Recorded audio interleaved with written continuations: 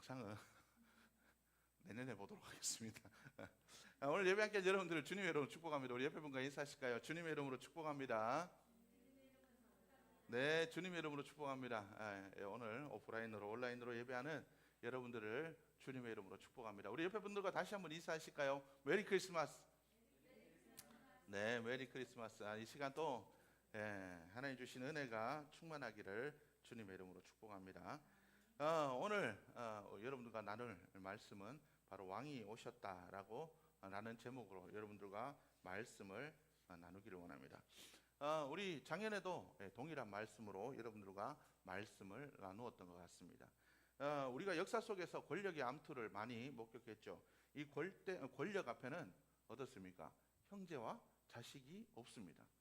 이 권력 앞에 형제도 없고 자식도 없고 오로지 이 권력만이 중요한 것을 보게 됩니다. 그래서 형제를, 자식을 숙청하는 모습들을 역사 속에서 보게 됩니다. 왜 그렇습니까? 이 권자는 한 명만이 앉을 수 있기 때문에 그렇다라는 거죠. 우리가 이런 것들을 빗대어 볼 때 주님께서 정말 우리의 왕으로 이 땅에 오셨다. 예수님께서 정말 나의 왕으로 우리의 마음속에 오셨다라고 생각하면 과연 우리의 삶들 속에 어떤 일들이 일어나야 될지에 대해서 우리가 좀 심각하게 고민해 볼 필요가 있다라는 거죠. 과연 주님께서 나의 왕으로 오셨는지 아니면 나의 왕자에 예수님께서 공동으로 통치하고 계신지 여러분들이 한번 돌아볼 수 있기를 주님의 이름으로 축복합니다. 누가복음 14장 26절의 말씀을 왕이 오셨다라는 주님께서 나의 왕이라는 그 말씀을 전제로 이해하면 이해할 수 있습니다. 그러나 다른 이 세상의 생각이나 일반적인 상식으로는 이 말씀이 이해되지 않습니다. 누가복음 14장 26절 말씀 보면 뭐라고 얘기하냐면 무릇 내게 오는 자가 자기 부모와 처자와 형제와 더욱이 자기 목숨까지 미워하지 아니하면 능히 내 제자가 될 수 없다라고 성경 말씀은 기록하고 있습니다. 어떻습니까? 이해가 됩니까? 자기 부모, 처자, 예수 믿으면 다 필요 없다라는 겁니다. 심지어 자기 목숨까지도 내려놓아야 된다. 예수 믿으면 처자도 버려야 되고 가족도 버려야 되고 형제 자매 자기 목숨까지도 다 버려야 된다. 솔직히 이 말씀이 잘 이해가 되지 않습니다. 그러나 예수님께서 우리의 왕이시다 우리가 고백하게 되면 우리는 이 말씀이 이해가 된다는 거죠. 바로 우리의 마지막 최후의 선택이 무엇인지를 결정하라는 거죠. 어떻습니까? 우리의 마지막 선택은 주님이십니까? 여러분들의 마지막 결정, 여러분들의 마지막 선택의 순간에 그 결정은 예수님의 말씀입니까? 아니면 여러분들의 상황과 형편과 여러분들의 생각입니까? 여러분들이 무엇을 따라 결정하고 살아가십니까? 여러분, 왕은 한 분밖에 계시지 않습니다.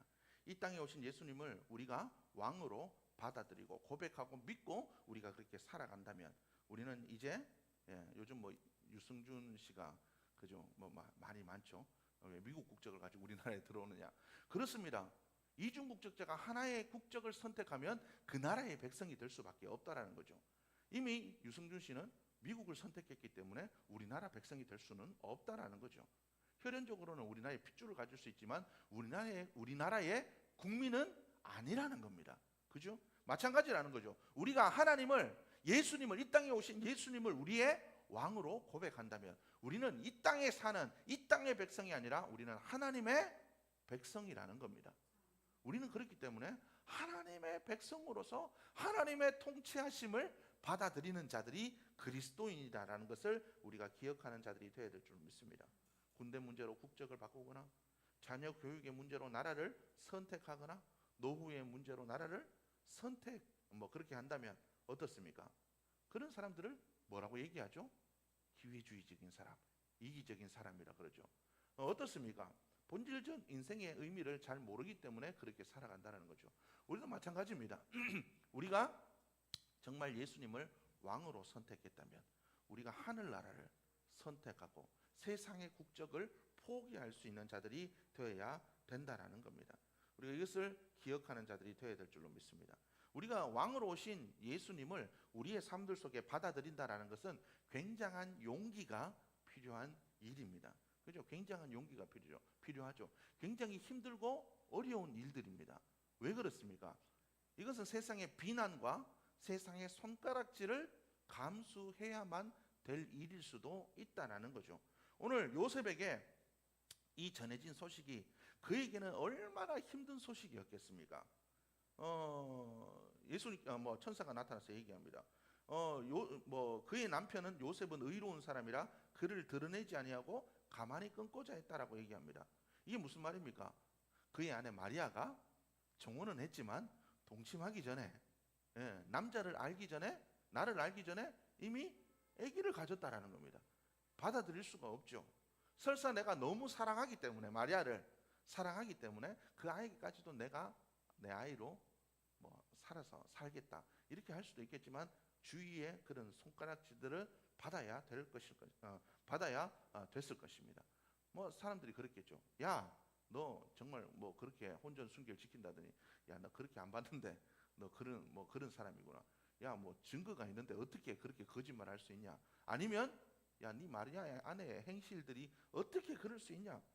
마리아가 정조를 어겼든지 아니면 요셉이 혼전에 이미 그런 일들로 인해서 야, 이미 그랬기 때문에 너 결혼하는 거 아니냐?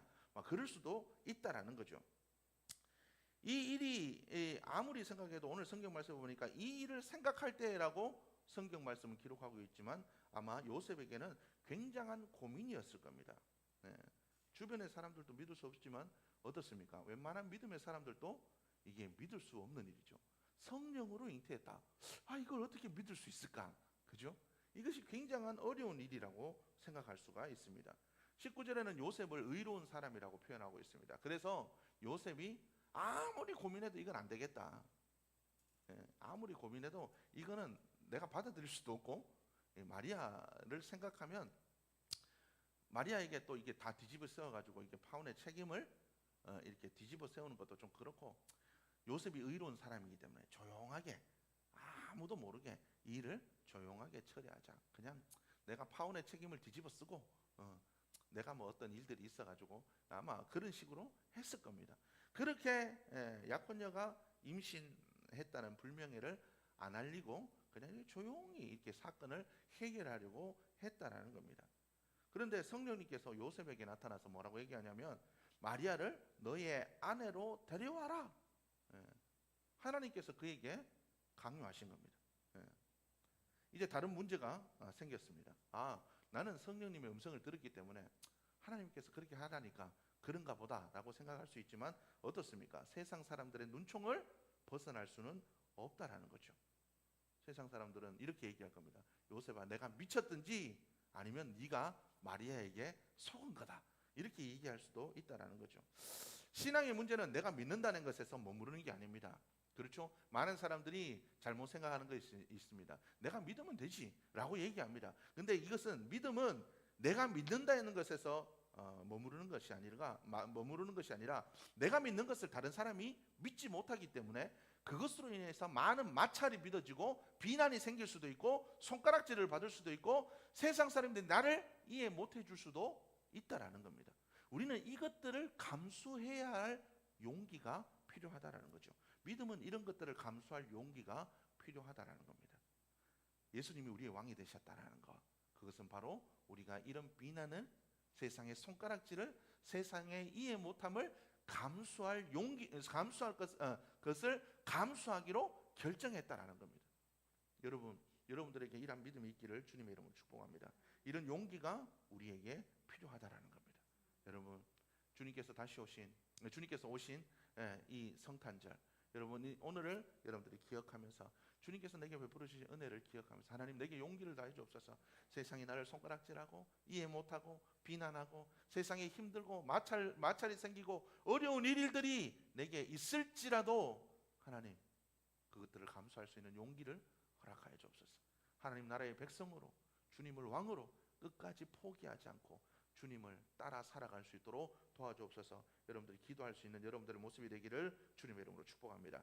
데이비드 그리피스라는 사람의 힘과 용기의 차이라는 시가 있습니다. 여러분들에게 한번 읽어드리도록 하겠습니다. 강해지기 위해서는 힘이 필요하고 부드러워지기 위해서는 용기가 필요하다. 자신을 방어하기 위해서는 힘이, 방어 자세를 버리기 위해서는 용기가, 이기기 위해서는 힘이, 져주기 위해서는 용기가, 확신을 갖기 위해서는 힘이, 의문을 갖기 위해서는 용기가, 조화를 이루기 위해서는 힘이, 전체의 뜻을 따르지 않기 위해서는 용기가, 다른 사람의 고통을 느끼기 위해서는 힘이, 자신의 고통과 마주하기 위해서는 용기가, 자신의 감정을 숨기기 위해서는 힘이, 그것을 표현하기 위해서는 용기가, 홀로 서기 위해서는 힘이, 누군가에게 기대기 위해서는 용기가, 사랑하기 위해서는 힘이, 사랑받기 위해서는 용기가, 생존하기 위해서는 힘이 필요하고 삶을 살기 위해서는 용기가 필요하다. 힘과 용기의 차이가 좀 느껴지십니까? 여러분 어떻습니까? 여러분 이런 용기가 우리 속에 있기를 주의 이름으로 축복합니다. 팀 켈러 목사님은 예수라는 책에서 이 용기를 내가 결정할 권리를 내려놓는 용기, 그것이라고 표현하고 있습니다. 내가 결정하는 것을 내려놓는다. 여러분, 여러분들의 삶들 속에 나의 결정을 내려놓으실 수 있는 용기를 여러분들이 구할 수 있기를 주의 이름으로 축복합니다. 나의 결정은 어리석을 수 있습니다. 나의 결정은 잘못될 수도 있고 나의 결정은 후회를 남길 수도 있습니다. 그래서 나의 결정을 내려놓고 하나님의 뜻을 구할 수 있는 여러분들의 모습이 되기를 주의 이름으로 축복합니다. 이러기 위해서는 용기가 필요하다는 거죠. 주님께서 나의 왕으로 주님의 음성을 듣고 그 명령에 순종하기 위해서 우리에게는 용기가 필요합니다. 이 사실을 여러분들이 기억할 수 있기를 주의 이름으로 축복합니다. 그래서 요셉이 성령님 앞에 자기의 권리를 포기합니다. 21절의 말씀 보면 아들을 낳으리니 그 이름을 예수라 하라. 이는 그가 자기 백성을 그들의 죄에서 구원할 자이심이라 하니라. 유대인 풍습은 아버지가 아들의 이름을 짓는 겁니다. 이것은 아버지의 권리입니다. 아버지 외에는 다른 어떤 사람도 아이의 이름을 지을 수가 없다라는 거죠. 이것은 나의 후계를 정하는 겁니다.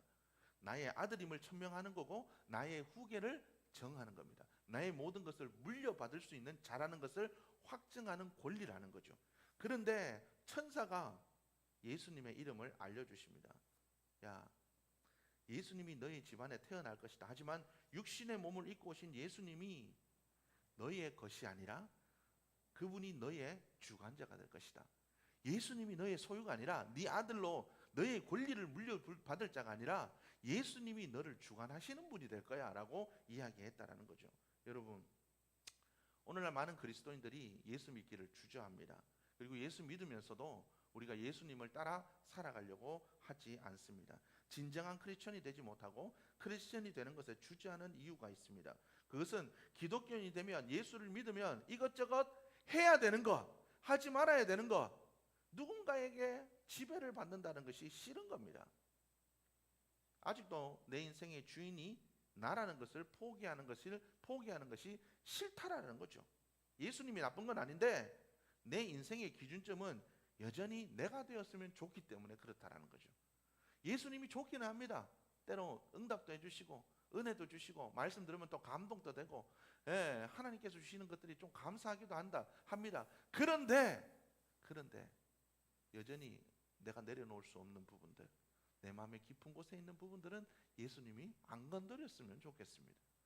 그렇기 때문에 참된 그리스도인으로 살아간다는 것이 굉장히 힘들다라는 거죠. 여러분들의 그 권리를 포기하는 것, 내가 선택하고 내가 결정하고 나아가는 그 모든 것들을 주님께 맡긴다는 것, 힘든 일이죠. 그래서 용기가 필요합니다. 하나님, 내게 믿음의 용기를 주시옵소서. 아브라함처럼 갈 바를 알지 못하지만 내 선택이 아닌 하나님의 뜻을 따라 갈 바를 알지 못하지만 두렵고 떨림 가운데 용기로, 믿음의 용기로 나아갔던 아브라함처럼 하나님, 나도 그렇게 나아갈 수 있도록 믿음의 걸음을 뗄 수 있도록 주님 도와주옵소서. 여러분, 그렇게 기도하며 나아갈 수 있는 여러분들의 모습이 되기를 주님의 이름으로 축복합니다. 이 권리 포기의 용기는 우리 스스로가 죄인임을 인정하는 그 용기에서 또 출발합니다. 팀켈러 목사님은 이렇게 얘기합니다. 마지막이자 가장 근본적으로 자신이 죄인임을 인정하는 용기가 없이는 예수님을 인격적으로 알 수 없다. 이 말이 무엇입니까? 우리가 죄인임을 인정하지 않으면 우리는 주님을 만날 수가 없다라는 거예요. 오늘 본문 21절 말씀 보면 뭐라고 얘기하냐면 이는 그가 자기 백성을 그들의 죄에서 구원할 자이심이라. 팀켈러 목사님은 그의 책에서 이렇게 얘기합니다. 나는 도덕적 실패자다. 마음과 목숨과 힘과 뜻을 다해 하나님을 사랑하지 못하고 이웃을 나 자신처럼 사랑하지 못한다. 그래서 나는 죄인이다. 그래서 다른 무엇보다도 먼저 예수님의 용서와 십자가의 사면이 필요하다.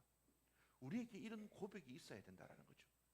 나는 철저한 실패자고 나는 철저한 죄인이고 하나님 앞에서 나는 용서받아야 될 죄인이라는 그러한 인정이 있을 때에 그래, 나는 이렇게 실패할 수밖에 없는 인생, 죄인이기 때문에 나의 결정과 나의 생각과 나의 모든 것이 악할 수밖에 없기 때문에 내 권리를 포기해야 되는구나.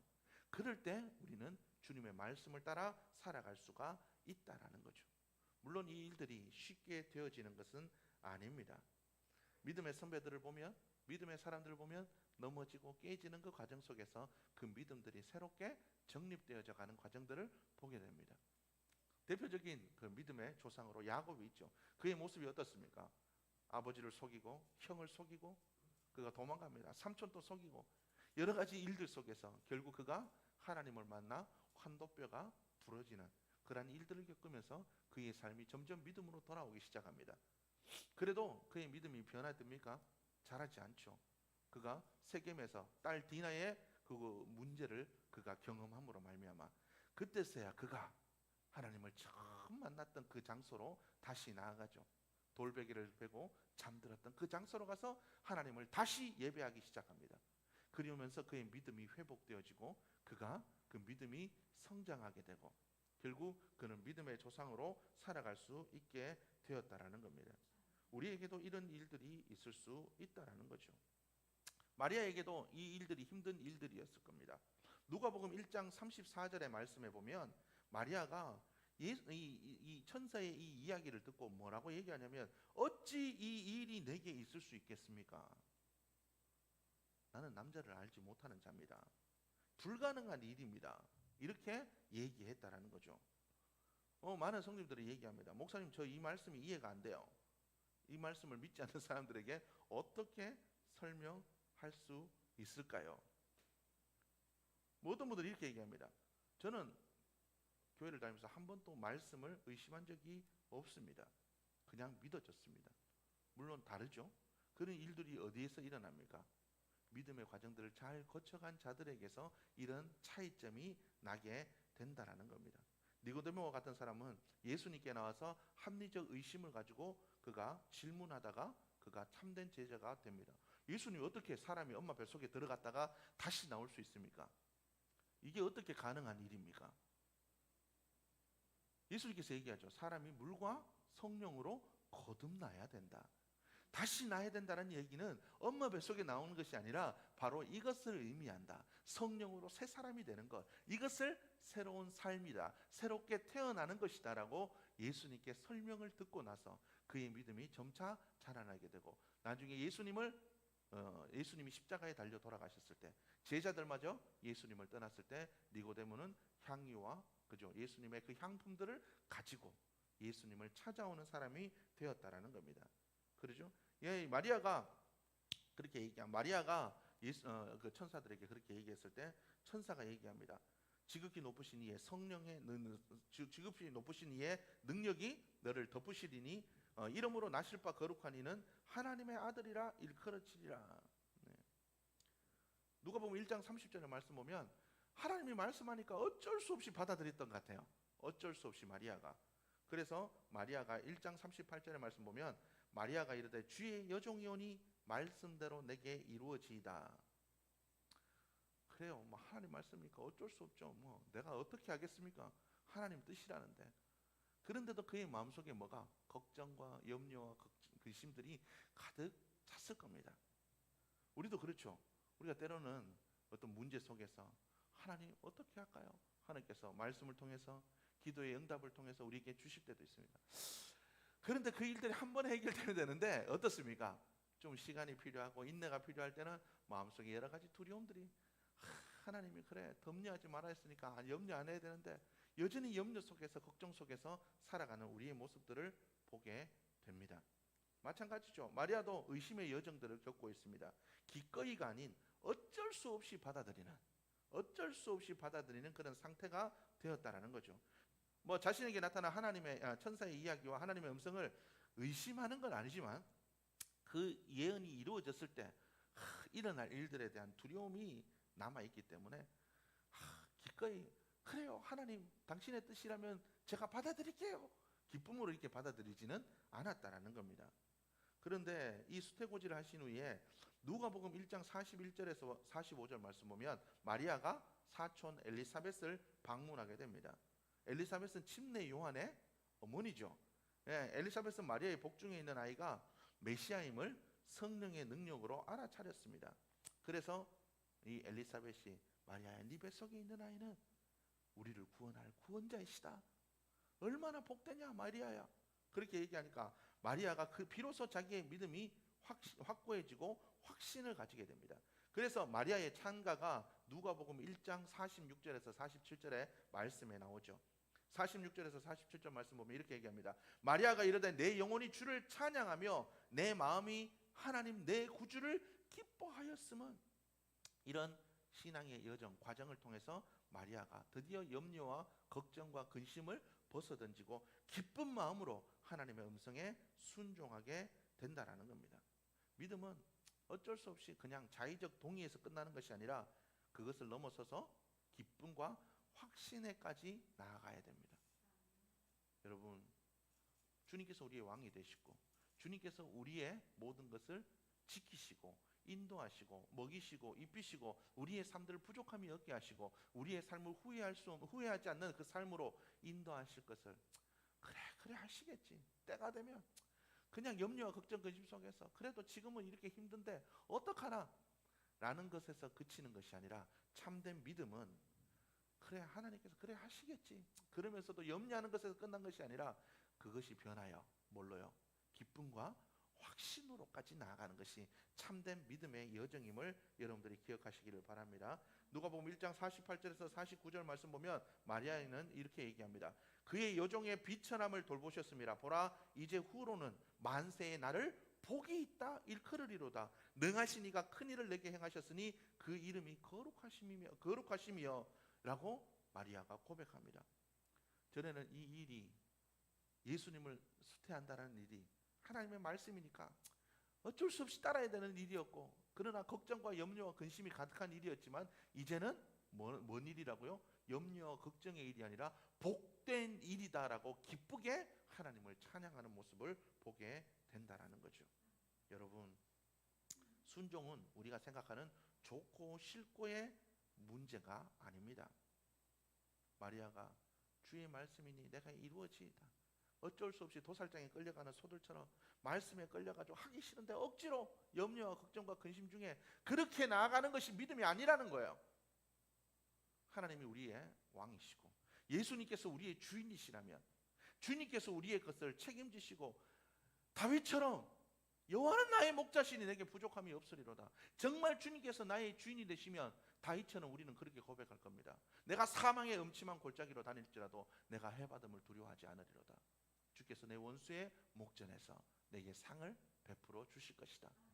다윗은 사울에게 쫓겨다니던 엔게디 광야에서 그가 블레셋으로 쫓겨다니는 그런 상황 속에서도 그는 항상 여호와는 나의 힘이시요 나의 소망이시다. 내 영혼아 어찌하여 낙심하느냐? 너는 여호와를 바라라. 그는 억지로 하나님의 약속을 믿는 것에서 그치지 않고 확신함으로 기쁨으로 하나님께 찬양을 올려드리는 사람이었습니다. 그것이 바로 왕으로 인정하는 주님께서 우리의 왕이심을 고백하는 참된 믿음임을 여러분들이 기억하실 수 있기를 주님의 이름으로 축복합니다. 믿음은 흥정이 아닙니다. 주님 이렇게 해주시면 내가 이렇게 할게요. 그게 아니라는 거죠. 순종에서 시작합니다. 그 순종이 확신이 되고 확신이 기쁨이 되는 그 믿음의 여정을 우리는 살아가는 겁니다. 여러분, 그런 믿음의 모습으로 살아갈 수 있는 여러분들의 모습이 되기를 주님의 이름으로 축복합니다. 주님께서 왕으로 오셨다. 여러분, 왕으로 받아들이는가 받아들이지 않는가는 여러분들의 선택입니다. 여러분 어떤 삶을 살아가시겠습니까? 왕으로 오신 그 주님을 내가 주님으로 고백했을 때 이것이 어떤 영적 의미를 가지고 이것이 우리의 삶에 어떤 결과들을 일으켜낼지 여러분들 한번 고민해 보시고 주님께서 왕으로 오신 오늘 이 성탄절을 여러분들이 그냥 하루 쉬는 날 그냥 세상 사람들처럼 하나의 어떤 이벤트로 여러분들 생각하지 마시고 주님께서 왕으로 오신 것이 어떤 의미가 있는지 그것이 내 삶에 어떤 변화를 일으켜야 되는지 여러분들이 한번 고민해 볼 수 있는 복된 성탄의 모습이 되기를 주님의 이름으로 축복합니다. 기도하시겠습니다. 하나님 감사합니다. 이 시간도 저를 불러주셔서 예배하게 하시니 감사합니다. 들은 말씀대로 주님께서 이 땅에 왕으로 오셨음을 우리가 온전히 믿고 확신하고 주님을 우리의 왕으로 온전히 인정하고 믿음으로 주님의 그 말씀을 따라 순종함으로 정말 왕 되신 주님을 기쁨으로 순종하는 믿음의 모습이 될 수 있도록 역사하여 주옵소서. 그 은혜의 삶을 살아갈 수 있도록 주님께서 도우시고 2021년 한 해 우리가 믿음으로 아버지 정말 주님 기쁨으로 주님 나아갈 수 있는 복된 한 해의 모습이 될 수 있도록 역사하여 주옵소서. 2021년 온전한 한 해가 하나님 정말 주님의 통치하심을 받는 주님의 말씀에 순종하여 하나님의 뜻을 이루어가는 복된 한 해가 되게 역사하여 주옵소서. 우리가 이 땅을 살아가는 나그네임을 잊지 않고 천국 백성임을 하나님의 백성임을 잊지 않고 살아가는 우리 모두가 되기를 간절히 소원하오며 예수님의 이름으로 기도드렸습니다. 우리 시간 다음